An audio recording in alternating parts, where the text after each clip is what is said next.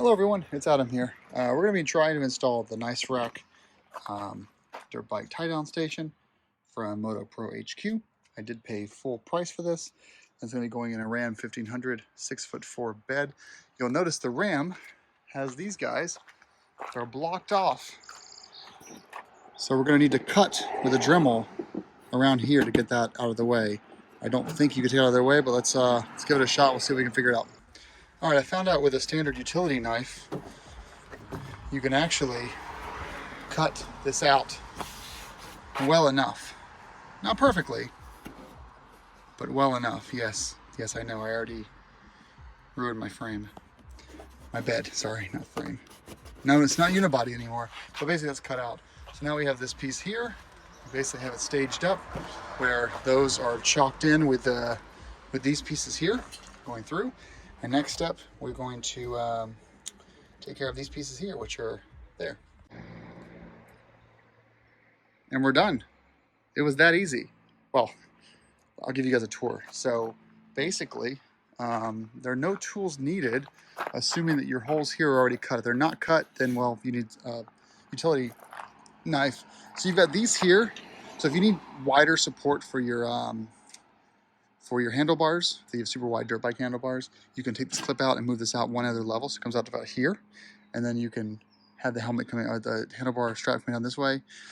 As you can see, we've got 4 holes or 5 holes, so you can really move your chocks around a little bit as you need to, which is nice. And then if you look on the inside here, all the way these are just, you know, counter squeeze bolts where you just twist them and they just tighten down. So the more you twist it, the tighter it gets. So you carabiner in the bottom, hook in at the top, and then just twist them down. You could, you know, take a wrench to this and really wrench it down, but Jesus, is not going anywhere. Yeah, so I'm probably going to order a 3rd chalk, not this summer, but next summer,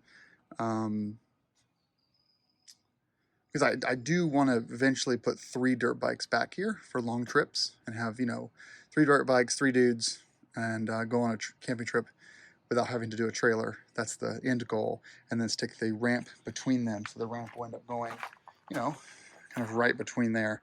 I have a ramp today, so it'll be fine for tomorrow's Husqvarna 701 recall work I'm having done on the fuel line. Yeah, I heard there was a recall on the Husqvarna 701 Enduro, and I decided to buy a truck just to get this to the dealer.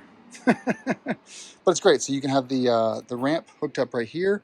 You can walk the bike up, and you can put your foot here, and then right up into the truck you go, just like that.